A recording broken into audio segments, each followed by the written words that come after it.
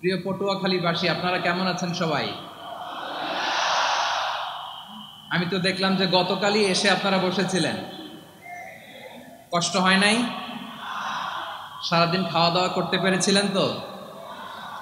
নামাজগুলো সময় মতো পড়তে পেরেছেন? মাশাআল্লাহ, মাশাআল্লাহ। আল্লাহ তাআলা কবুল করুক, আমরা পড়ি আমিন। The people of Borishal, they are very smart, alhamdulillah. মাশাআল্লাহ। এবং শ্রোতা যাদেরকে দেখতে পাচ্ছি বেশিরভাগের বয়স 15 থেকে 25।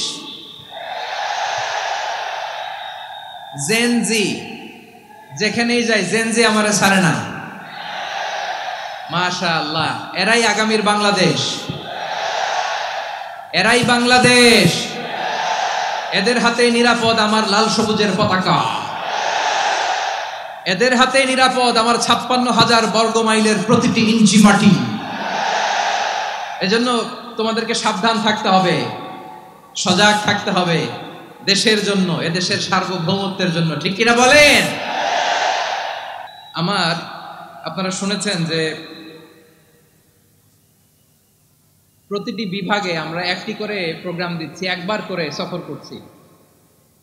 তারই ধারাবাহিকতায় বরিশাল বিভাগের এই প্রোগ্রাম আমাদের মাসুদ ভাইয়ের কারণে বাধ্য হয়ে আমাকে পটুয়াখালীতে দিতে হয়েছে। মাসুদ ভাই এমন ভাবে ধরেছেন, রিকোয়েস্ট করেছেন, সেটাকে ডিনাই করার, রিজেক্ট করে দেওয়ার সুযোগ আর হয়নি। আলহামদুলিল্লাহ। খুব চমৎকার একটি শহর, অসাধারণ একটি নগরী। আমি উপর থেকে দেখছিলাম, খুব গোছানো, খুবই গোছানো সুন্দর একটি শহর, আলহামদুলিল্লাহ। আর পাশেই আছে আপনাদের বিশাল সমুদ্র সৈকত, যেখান থেকে সূর্যোদয় সূর্যাস্ত একসাথে দেখা যায়। ঠিক কিনা বলেন? বরিশাল বিভাগের প্রতি আগে থেকেই আমার আলাদা একটা টান, দুটো কারণে।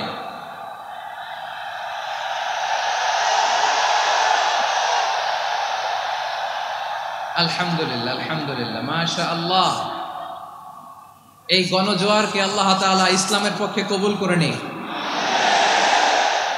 এই প্রাণ ঢালা উচ্ছ্বাস, ভালোবাসা, এটা কোরআনের জন্য, ইসলামের জন্য। ঠিক কিনা বলেন? কোনো অপশক্তি এই গণজোয়ারকে ঠেকাতে পারবে না, কারণ যে ভালোবাসা আল্লাহর জন্য হয় সেটাকে ঠেকানো যায় না। ঠিক কিনা বলে? আমার প্রাণ প্রিয় পটুয়াখালীবাসী ভাইরা, বিশেষ দুটি কারণে বরিশাল বিভাগের প্রতি আমার আলাদা একটা ভালো লাগা। এর কারণ, এই অঞ্চলে আলেম ওলামা বেশি। ঠিক কিনা বলেন? আজকের এই প্রোগ্রামে অনেক কওমি মাদ্রাসার মুহতামিম সাহেবরা এসেছেন, আমি শুনেছি।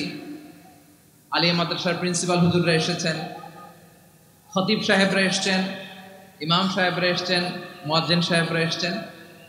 এই বিভাগে আলেম ওলামা বেশি। তার প্রমাণ, এখানে এই বরিশালের ভেতরে আছে সারসিনা দরবার। ঠিক কিনা বলেন? অনেক হাক্কানি একটা দরবার। সারসিনার মরহুম পীর সাহেব হুজুরের খেদমত করেছি আমি অনেকবার, সুযোগ হয়েছিল আমার ছাত্র জামানায়। তো ওনাদের মাদ্রাসা কেন্দ্রিক অনেক খেদমত, আলহামদুলিল্লাহ। তারপর এই বিভাগে রয়েছে চরমোনাই দরবার। ঠিক কিনা বলেন? ওনাদেরও বিশাল মাদ্রাসা, ধর্মীয় অঙ্গনে, মাদ্রাসা অঙ্গনে, রাজনৈতিক অঙ্গনে ওনাদের অনেক খেদমত। তারপরে এখানে আছে ঝালকাঠি এনএস কামিল মাদ্রাসা। আমরা কায়েদ সাহেব হুজুরের কথা শুনেছি, আল ইত্তেহাদ মা আল ইখতিলাফ, মতবিরোধের সাথে ঐক্য, অসাধারণ কথা। তো এই সমস্ত বড় বড় আল্লাহওয়ালাদের আগমন এই ভূখণ্ডে হওয়ার কারণে এখানে ধর্মীয় বিশৃঙ্খলা, মারামারি কম, আছে ঐক্য। ঠিক কিনা বলেন? বরিশাল বিভাগের প্রতি আমার বিশেষ ভালোবাসার এটা একটা কারণ। 2 নম্বর কারণ হচ্ছে, আমি ঢাকাতে যে মাদ্রাসায় পড়াশোনা করেছি, দারুন নাজাত সিদ্দিকিয়া কামিল মাদ্রাসা, আমার মাদ্রাসার শিক্ষক মন্ডলীর অধিকাংশ হচ্ছে এই বরিশালের। আলহামদুলিল্লাহ। আমাদের শ্রদ্ধেয় প্রিন্সিপাল হুজুর আখম আবু বকর সিদ্দিক হাফিজাহুল্লাহ ওয়া রাআহ, উনি এলাকার সহ পুরো দারুন নাজাত মাদ্রাসার অধিকাংশ আসাতাজে একরাম এই ভূখণ্ডের, এই অঞ্চলের হওয়ার কারণে ছোটবেলা থেকেই বরিশালের প্রতি আমার একটি ভালোবাসা। তো আমি অন্তরের অন্তঃস্থল থেকে আবারও শুভেচ্ছা জানাতে চাই। আমি আমাদের অনেক ভাইদেরকে দেখতে পাচ্ছি, আপনারা বসার জায়গা পাননি, দাঁড়িয়ে আছেন এবং খুবই নিশ্চুপ, শান্ত, সুশৃঙ্খল।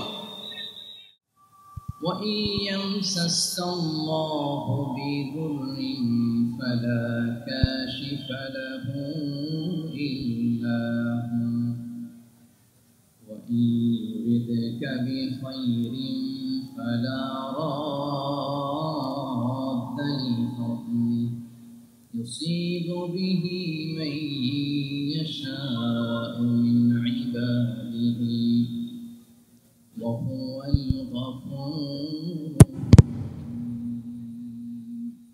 إن الله وملائكته يصلون على النبي يا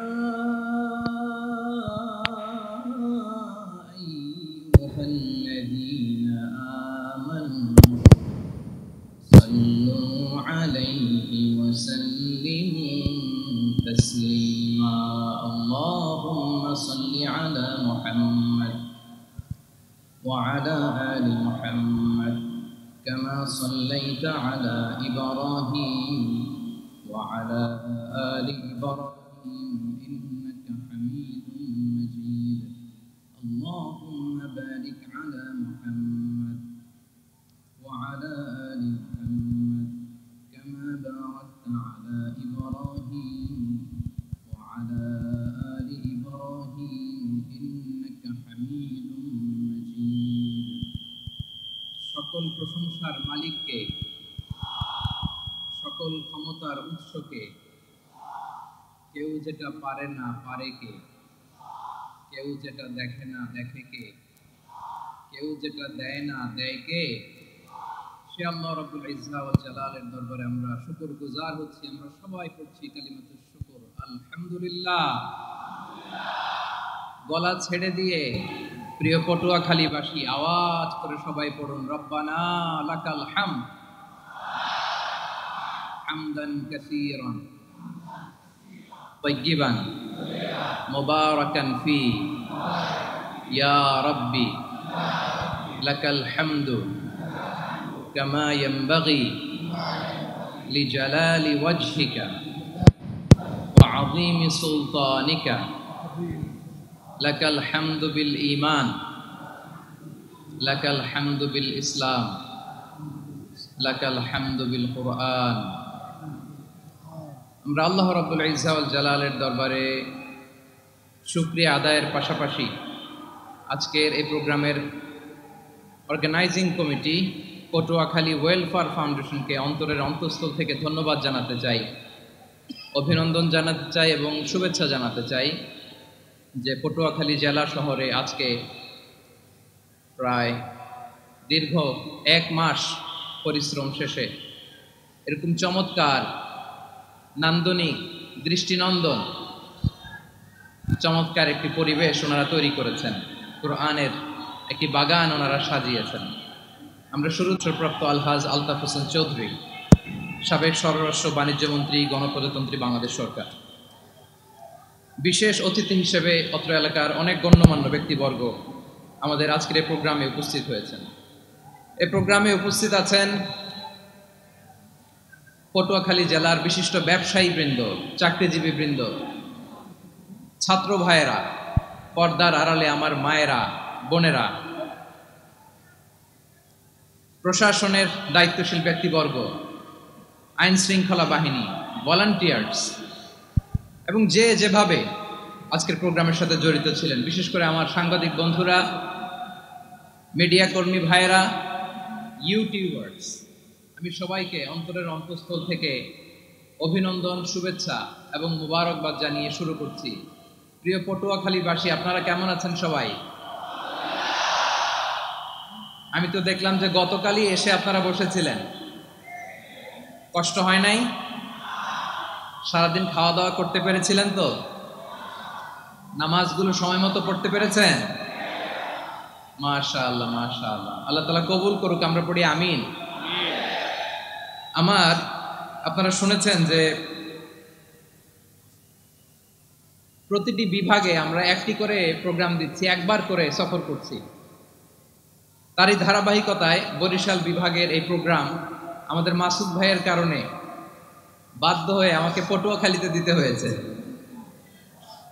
মাসুদ ভাই এমন ভাবে ধরেছেন, রিকোয়েস্ট করেছেন, সেটাকে ডিনাই করার, রিজেক্ট করে দেওয়ার সুযোগ আর হয়নি। আলহামদুলিল্লাহ। খুব চমৎকার একটি শহর, অসাধারণ একটি নগরী। আমি উপর থেকে দেখছিলাম, খুব গোছানো, খুবই গোছানো সুন্দর একটি শহর, আলহামদুলিল্লাহ। আর পাশেই আছে আপনাদের বিশাল সমুদ্র সৈকত, যেখান থেকে সূর্যোদয় সূর্যাস্ত একসাথে দেখা যায়, ঠিক কিনা বলেন? বরিশাল বিভাগের প্রতি আগে থেকেই আমার আলাদা একটা টান, দুটো কারণে।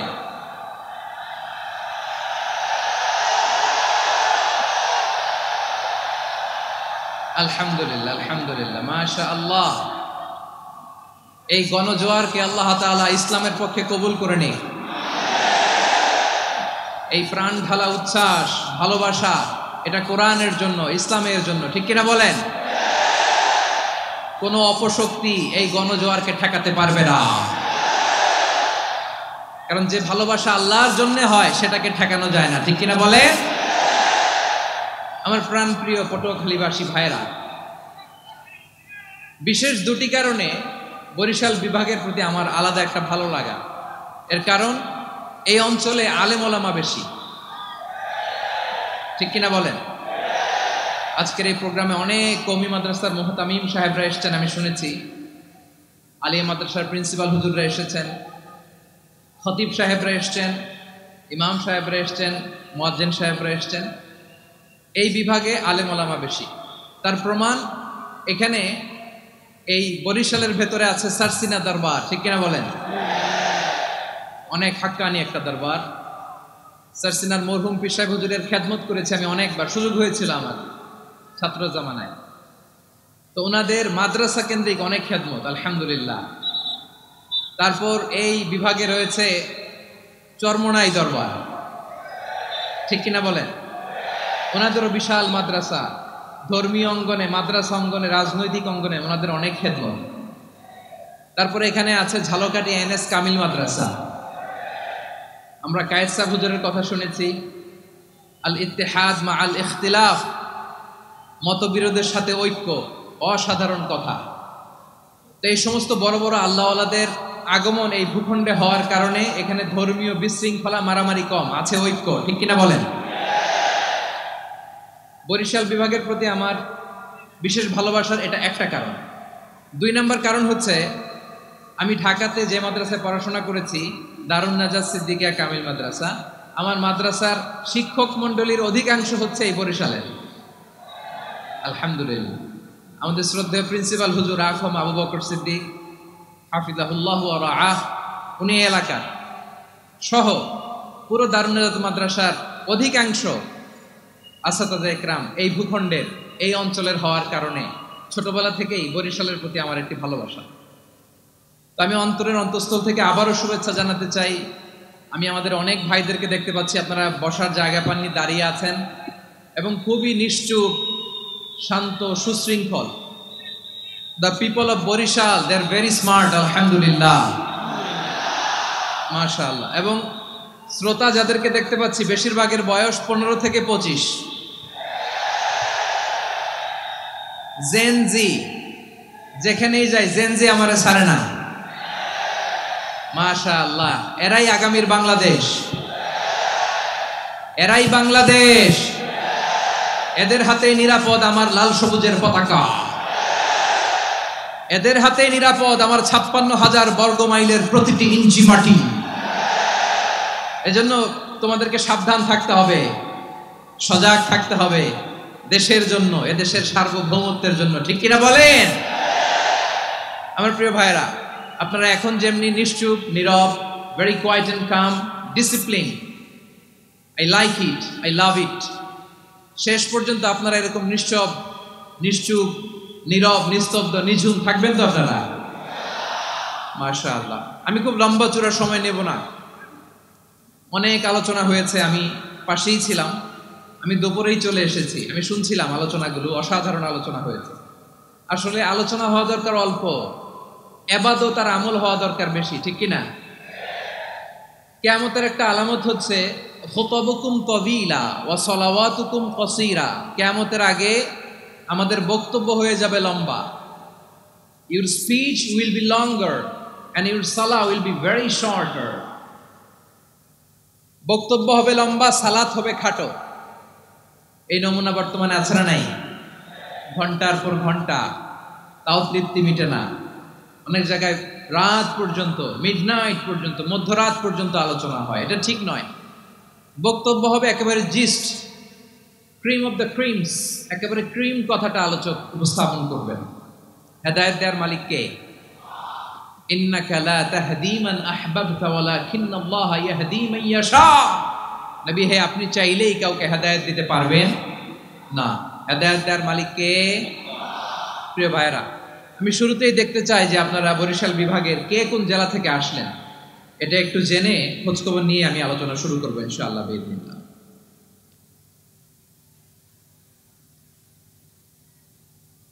প্রিয় ভাইরা, আমি দেখতে চাচ্ছি আপনাদের এই বরিশাল বিভাগের ভোলা জেলা আছে না একটা, দ্বীপ জেলা, ওখান থেকে কেউ আসতে পারছেন নাকি? হ্যাঁ, আল্লাহু আকবার, আসছে তো, ওই যে হাত দেখা যাচ্ছে। সর্বনাশ, মাশাআল্লাহ, ঠিক আছে, আল্লাহ আমার ভাইদেরকে তুমি কবুল করো। বরগুনা জেলা থেকে কেউ এসেছেন আজকের প্রোগ্রামে? ইয়া সালাম, মাশাআল্লাহ মাশাআল্লাহ, ওয়েলকাম ওয়েলকাম, ঠিক আছে। পিরোজপুর জেলার কেউ এসেছেন? পিরোজপুর জেলা থেকে মাশাআল্লাহ অনেক ভাইরা এসেছেন।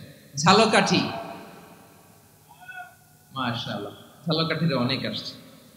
তারপর বরিশাল জেলা থেকে কারা কারা এসেছেন? বরিশাল,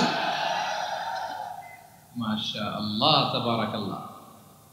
এবার পটুয়াখালী জেলার কারা কারা দেখি? মাশাআল্লাহ মাশাআল্লাহ মাশাআল্লাহ, আল্লাহ তুমি কবুল করো, আল্লাহ তুমি কবুল করো। লিল্লাহি তাকবীর, লিল্লাহি তাকবীর, লিল্লাহি তাকবীর। হাত নামান। প্রিয় ভাইরা, আসুন আমরা কাল বিলম্ব না করে আজকের পটুয়াখালী জেলা শহরের, মাশাআল্লাহ, ওই যে লক্ষ্মীপুর থেকে আমাদের ভাই এসে প্লেকার্ড নিয়ে দাঁড়াইছে, ঠিক আছে, প্লেকার্ড দেখেছি, ফি আমানিল্লাহ। আচ্ছা, এই বরিশাল বিভাগের বাইরে থেকে কারা কারা আসছেন দেখি, কেউ আছেন কিনা? মাশাআল্লাহ, অনেক অনেক অনেক, মাশাআল্লাহ, আল্লাহ কবুল করো, আল্লাহ কবুল করো, ফি আমানিল্লাহ। চাঁদপুর, ঠিক আছে ঠিক আছে, হ্যাঁ, ইলিশের বাড়ি চাঁদপুর, ঠিক আছে, মাশাআল্লাহ। বসুন বসুন। সম্মানিত ভাইরা, আসুন আমরা মূল আলোচনার দিকে চলে যাই। আজকে আমরা যে টপিকটা নিয়ে আলোচনা করব সেটা হচ্ছে, আমরা যে জীবনে বিপদে পড়ি, আমরা বিপদে পড়লে আমাদেরকে উদ্ধার করে কে? আল্লাহ ছাড়া আমাদের বাঁচানোর কেউ আছে? উদ্ধার করার কেউ আছে? রক্ষা করার কেউ আছে? এজন্য বিপদে পড়লে আমরা চাইবো কার কাছে? আমাদের যাই দরকার হোক আমরা ফরিয়াদ করব কার কাছে? নাকি মাজারে যেয়ে চাবেন? মাজারে যেয়ে চাবেন? অনেকে তো মাজারে যেয়ে কপাল ঘষে, আছে না নাই? মাজারে যেয়ে সন্তান চায়, আছে? এই এলাকায় নাই, এলাকার লোকদের আকীদা খালেস আমি জানি। মাজারে যেয়ে কপাল ঘষে আর সন্তান চায়। আচ্ছা, মাজারে গেলে সন্তান পাওয়া যায়? আচ্ছা, মাজারে না গেলে যদি বাচ্চা না হতো, গরু ছাগলের যে বাচ্চা হয় ওরা কোন মাজারে মানত করে বলেন? কথা কি বুঝতেছেন? এই যে প্রতি বছর গরু ছাগল ভেড়া এগুলো যে বাচ্চা দেয়, এরা কোন মাজারে যে মানত করে? এজন্য চাইতে হবে একজনের কাছে, তিনি কে? আমার প্রিয় পটুয়াখালীবাসী, মাজার জিয়ারত করা সুন্নাহ। আমরা মাজার জিয়ারত করব, আল্লাহ ওয়ালাদের কবরে যাব, আমরা সেখানে যে সালাম দিব, দোয়া করব, নিজের জন্য করব, কবরে শুয়ে থাকা মাইয়েতের জন্য করব, পুরো মুসলিম উম্মার জন্য করব। কিন্তু কবরে যিনি শুয়ে আছে ওই বাবার কাছে সন্তান চাওয়া যাবে? চাকরি চাওয়া যাবে? সফলতা চাওয়া যাবে? সফলতা দেয় কে? সবাই বলেন নাই, আওয়াজ করে বলেন, সফলতা দেওয়ার মালিক কে? এক কথাই রব্বুল আলামিন বলেন, ওয়া ইয়ামসাসকাল্লাহু বিদুররিন ফালা কাশিফা লাহু ইল্লা হু ওয়া ইয়ুরিদকা বিখাইরিন ফালা রাদ্দা লিফাদলি ইউসিবু বিহি মান ইয়াশাউ মিন ইবাদিহি ওয়া হুয়াল গফুরুর রহিম। আল্লাহু আকবার। আল্লাহ বললেন ওয়া ইয়ামসাসকাল্লাহু বিদুররিন ফালা কাশিফা লাহু ইল্লা হু, আল্লাহ যদি তোমাকে কোনো বিপদ স্পর্শ করায়, আল্লাহ যদি তোমারে কোনো বিপদে ফেলে দেয়, ওই বিপদ থেকে উদ্ধার করার তিনি ছাড়া আর কেউ নাই। জোরে বলেন ঠিক কিনা? তিনি যদি কোনো বিপদে ফেলেন, তিনি ছাড়া বিপদ থেকে উদ্ধার করার কেউ নাই। আর তিনি যদি তোমার প্রতি কোনো অনুগ্রহ করতে চান, ওই অনুগ্রহ ঠেকিয়ে দেওয়ার ক্ষমতাও কারো নাই। আল্লাহ যদি আপনার সফলতা দিতে চায়, পৃথিবীর কোন শক্তি ওই সফলতাকে থামাতে পারে? এজন্য আল্লাহ বললেন, খবরদার, চিন্তার আকীদা খালিস করে নাও। ওয়া ইয়ামসাসকাল্লাহু বিদুররিন ফালা কাশিফা লাহু ইল্লা হু, আল্লাহ বিপদে ফেললে বিপদ থেকে উদ্ধার করার কেউ থাকে না। আর আল্লাহ যদি তোমার প্রতি দয়া দেখাতে চান, অনুগ্রহ করতে চান, ওই অনুগ্রহকে প্রতিরোধ করার মতো ক্ষমতা কারো নাই। তিনি তার বান্দাদের মধ্য থেকে যাকে ইচ্ছা তাকে দেন, যত ইচ্ছা তত দেন। তিনি ক্ষমাশীল, তিনি মেহেরবান। সুবহানাল্লাহ। তিনি ক্ষমাশীল, তিনি মেহেরবান। তাহলে এই আয়াত থেকে আমরা বুঝতে পারলাম, আমরা যদি বিপদে পড়ি আমাদেরকে কেউ বাঁচাতে পারে না। আমার বাবা আমারে বাঁচাতে পারে? হ্যাঁ? আমার মা আমাকে বাঁচাতে পারে? আমার বন্ধু আমারে বাঁচাতে পারে? আমার দলের কর্মী আমাকে বাঁচাতে পারে? আমার পীর সাহেব আমারে বাঁচাতে পারে? আমার পটুয়াখালীর ভাইয়েরা খেয়াল রাখবেন, বাঁচাতে পারে এক মহান সত্তা, উদ্ধার করতে পারে এক মহান সত্তা। চিৎকার করে বলুন, তিনি কে? আবার আল্লাহ বললেন, আম্মাই ইউজিবুল মুত্তাররা ইযা দাআহু ওয়া ইয়াকশিফুস সুআ ওয়া ইয়াজআলুকুম খুলাফাআল আরদ আইলাহুম মা'আল্লাহ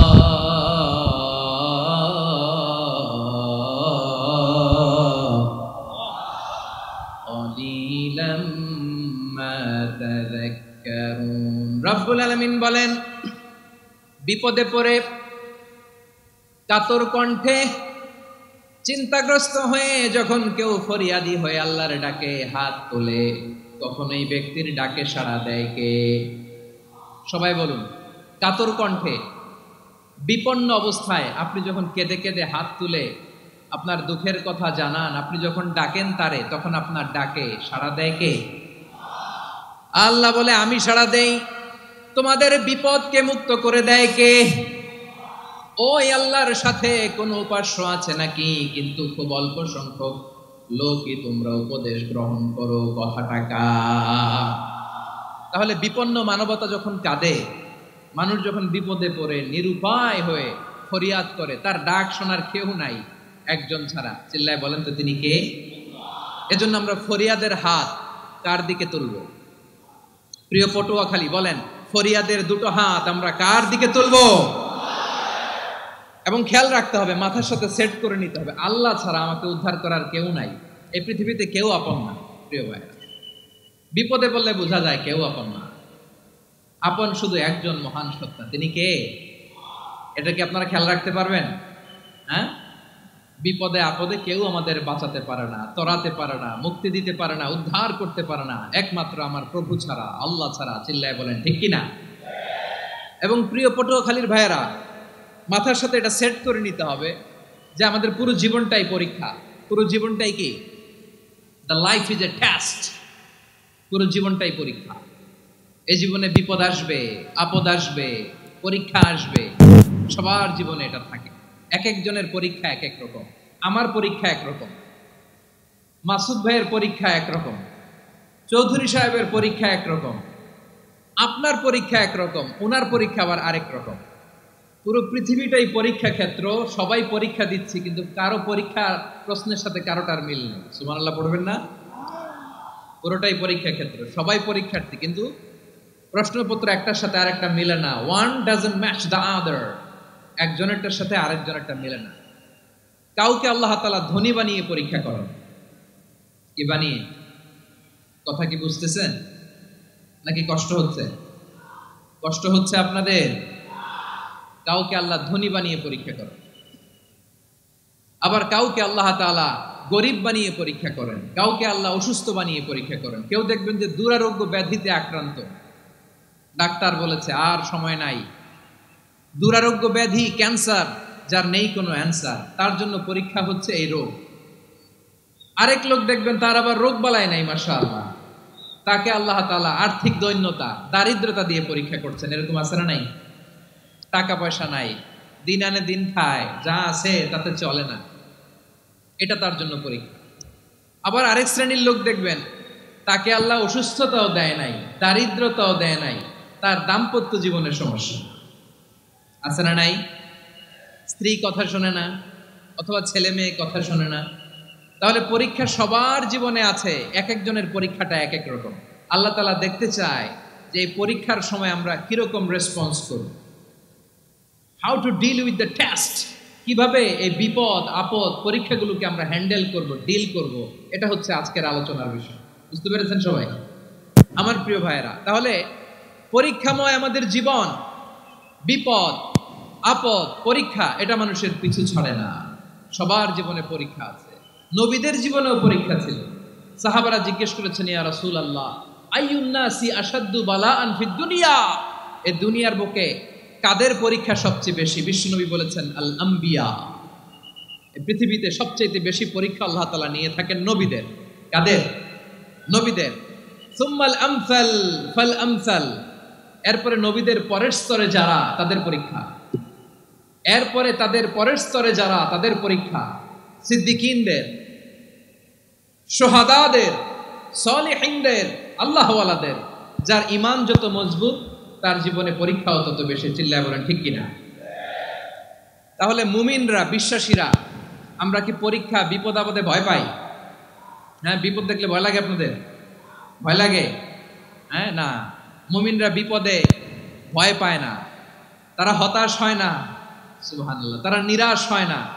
বিশ্বাসীরা হাল ছেড়ে দেয় না, তারা ভরসা রাখে একজনের উপর। চিল্লায় বলতে হবে তিনি কে? কারণ মুমিন জানে the grief isn't permanent, the test isn't permanent, the struggle in our life isn't permanent. আমাদের জীবনের দুঃখ, কষ্ট, স্ট্রাগল, এগুলো পার্মানেন্ট নয়। After every difficulties there is an ease. সব কষ্টের পরেই একটা সুখ আছে না নাই? রব্বুল আলামিন বলেন, ফা ইন্না মাআল উসরি ইউসরা, ইন্না মাআল উসরি ইউসরা, ভয় পেও না, চিন্তা করো না, কষ্টের সাথেই আমি রেখে দিয়েছি স্বস্তি। সুবহানাল্লাহ বলেন। মুমিন জীবনে বিপদ যত বেশি, কষ্ট যত বেশি, তার সামনে সফলতা তার চেয়েও বেশি। ঠিক কিনা বলেন? কারণ বিশ্বাসীরা জানে রাত্রি যত গভীর হয়, সুবহে সাদিকের সময় তত আগাতে থাকে। গর্ভবতী নারীর পেটের ব্যথা যত বাড়তে থাকে, ঘরে নতুন মেহমান আগমনের সময় ঘনাতে থাকে। মুমিনদের উপর বিপদ, অত্যাচার, আপদ, পরীক্ষা যত বাড়তে থাকে, কালেমার পতাকা উড্ডয়নের সময় কাছে আসতে থাকে। বিশ্বাসীদের এগুলো হিসাব মিলানো অনেক আগে, এগুলো অনেক আগে হিসাব মিলানো। দুঃখের আধার শেষে সুখের আলো মিটি মিটি হাসে। চিল্লায় বলেন ঠিক কিনা? দুঃখের আধার শেষে আলোর প্রভাত হাসে, হতাশার কালো মেঘে যায় গো ভেসে, হতাশার কালো মেঘে যায় গো ভেসে। দুঃখের আধার শেষে আলোর প্রভাত হাসে, হতাশার কালো মেঘে যায় গো ভেসে, হতাশার কালো মেঘে যায় গো ভেসে। কোরআনের পাতায় পাতায় দেখো, ইমানের পথ ঢাকা ব্যথার কাটায়। কোরআনের পাতায় পাতায় দেখো, ইমানের পথ ঢাকা ব্যথার কাটায়। ভেঙে পড়ো না কভু হতাশ হয়ে,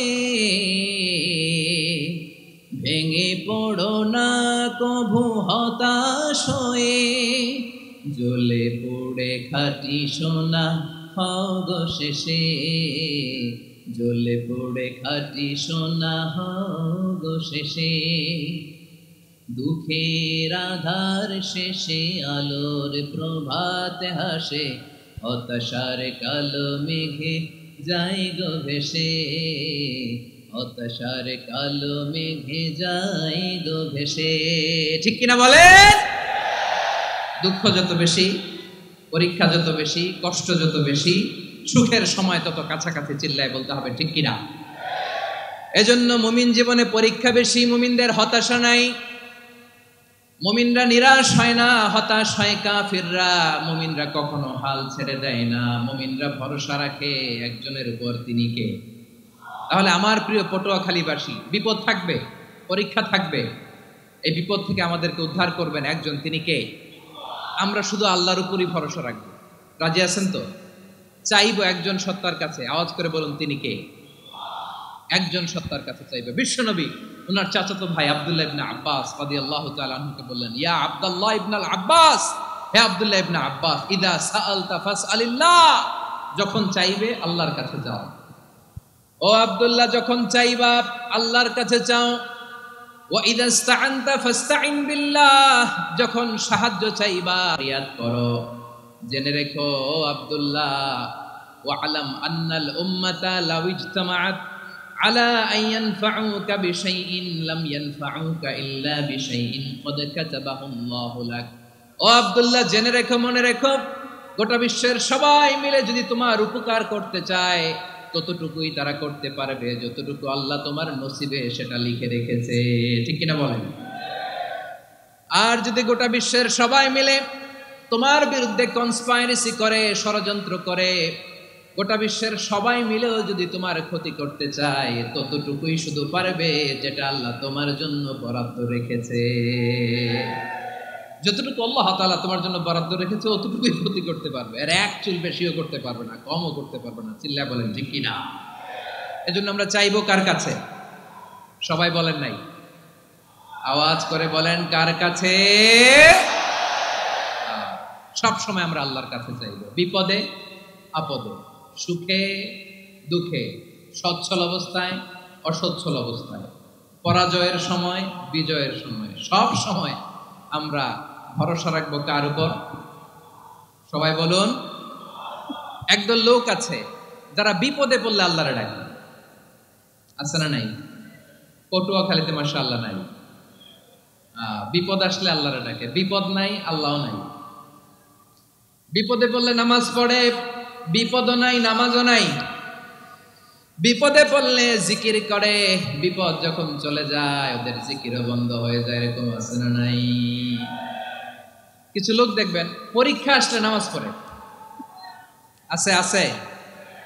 জেনজি আওয়াজ করো, এরকম আছে? এই কমন পড়ে গেছে, কমন পড়ছে। দেখবেন পরীক্ষার সময় নামাজ পড়ে, পরীক্ষাও নাই নামাজও আছে। এরকম কিছু লোক আছে অসুস্থ হলে আল্লাহরে বড্ড ভালোবাসে, আল্লাহরে খুব ডাকে। অসুস্থ হইলে অসুস্থতাও নাই, আল্লাহর স্মরণও নাই। দেখবেন কিছু লোক নির্বাচন আসলে খুব আল্লাহওয়ালা হয়ে যায়, তখন দেখবেন মাথার মধ্যে হেজাব লাগায়, পাঞ্জাবি লাগায়, আল্লাহওয়ালা হয়ে যায়। নির্বাচনও নাই, এরপরে আল্লাহর কথাও নাই। আছে না নাই? না, এরকম হওয়া যাবে না। সব সময় আমরা আল্লাহরে ডাকবো, বিপদে আপদে সব সময় ভরসা রাখবো আমরা একজনের উপর। আওয়াজ করে বলেন, তিনি কে? এ কথায় আল্লাহ তাআলা আমাদের চোখে আঙ্গুল দিয়ে জানিয়ে দিলেন, ফাইদা রাকিবু ফিল ফুলকি দা'আউল্লাহ মুখলিসিনা লাহুদ্দিন ফালাম্মা নাজ্জাহুম ইলাল বাররি ইযা হুম ইউশরিকুন। আল্লাহ বলে, একদল লোক আছে, তারা যখন নৌযানে চড়ে, জলযানে চড়ে, সাগরের মধ্যে যখন জাহাজে চড়ে, লঞ্চে চড়ে, তারা যখন তুফানের সম্মুখীন হয়, তখন তারা আল্লাহরে বড্ড বেশি ডাকে, একান্ত ভাবে ডাকে, বিশুদ্ধ চিত্তে ডাকে। আবার তুফান থেকে তাদেরকে সেফ জোনে নিয়ে, নিরাপদ জোনে নিয়ে যখন বন্দরে আমি আল্লাহ তাদেরকে ভিড়িয়ে দেই, ওই লোকগুলো আবার আমি আল্লাহর সাথে শিরিক করে। এরকম আছে না নাই? জাহাজে উঠছে, সাগরের মাঝখানে তুফান, ওই সময় দেখবেন আল্লাহ কারে কয়। এই কথা তো আপনাদেরকে বোঝানো সহজ, আপনারা তো নদীর দেশের মানুষ। লঞ্চে চড়েন নাই কারা কারা? দেখি, লঞ্চে চড়ছেন? হ্যাঁ, লঞ্চে চড়ে নাই এরকম একজনও নাই এখানে। আচ্ছা, লঞ্চে উঠছেন কে কে? দেখি। মাশাআল্লাহ মাশাআল্লাহ মাশাআল্লাহ। মাশাআল্লাহ। ঠিক আছে, আপনাদের বোঝানো সহজ। আচ্ছা, লঞ্চে উঠে তুফানের সম্মুখীন হয়েছেন, জলোচ্ছ্বাস সবাই, মাশাআল্লাহ। তো এই ওয়াজ তো আপনাদের মুখস্থ, ঠিক কিনা বলেন? আমার বলার দরকার নাই, বলেন। মাঝ নদী, তুফান, জলোচ্ছ্বাস, জলের মধ্যে উচ্ছ্বাস, ঢেউ, টর্নেডো, সাইক্লোন, মেঘের ঘনঘটা, পরিবেশ ঘুটঘুটে অন্ধকার, লঞ্চ একবার এদিকে আরেকবার ওইদিকে, ভিতরে কি অবস্থা হয় বলেন তো? হ্যাঁ, তখন মুসলিম আল্লাহর ডাকে, হিন্দু আল্লাহর ডাকে, ঠিক কিনা বলেন? আস্তিক আল্লাহর ডাকে, নাস্তিক আল্লাহর ডাকে, ঠিক কিনা? লঞ্চের ভেতর, স্টিমারের ভেতর কান্নারে রোল পড়ে যায়, চিৎকারের রোল পড়ে যায়, সবার মুখ দিয়ে শুধু একটা আওয়াজ, লা ইলাহা লা ইলাহা লা ইলাহা সুবহানাল্লাহ আলহামদুলিল্লাহ লা ইলাহা।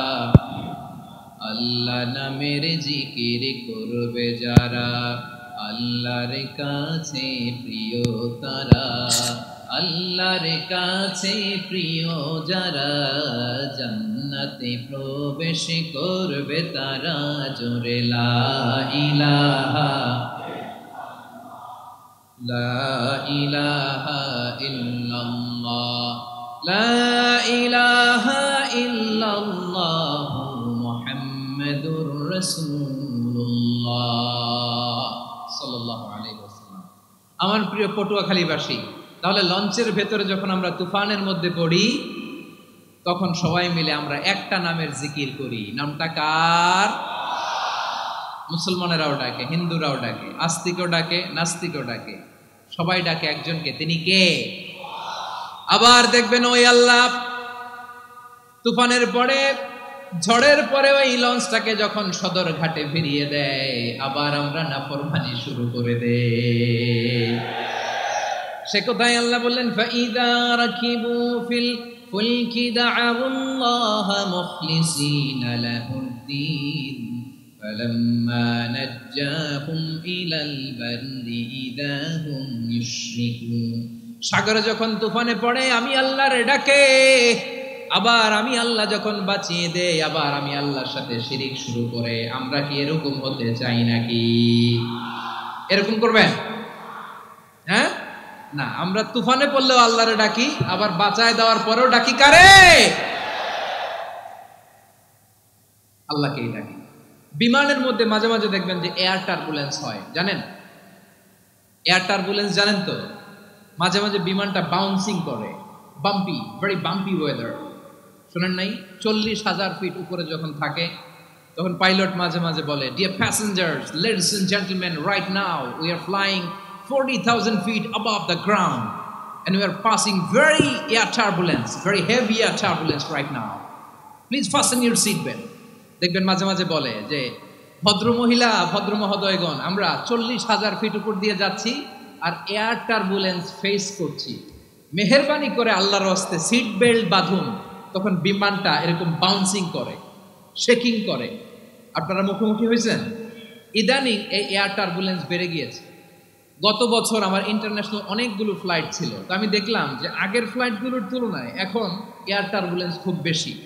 আমি একটু রিসার্চ করে দেখলাম, ক্লাইমেট চেঞ্জের কারণে, জলবায়ু পরিবর্তনের কারণে আকাশের বাতাসের মুভমেন্টে পরিবর্তন হয়েছে, ফলে এখন বিমান শেকিং করে বেশি, বাউন্সিং, বাম্পি ওয়েদার।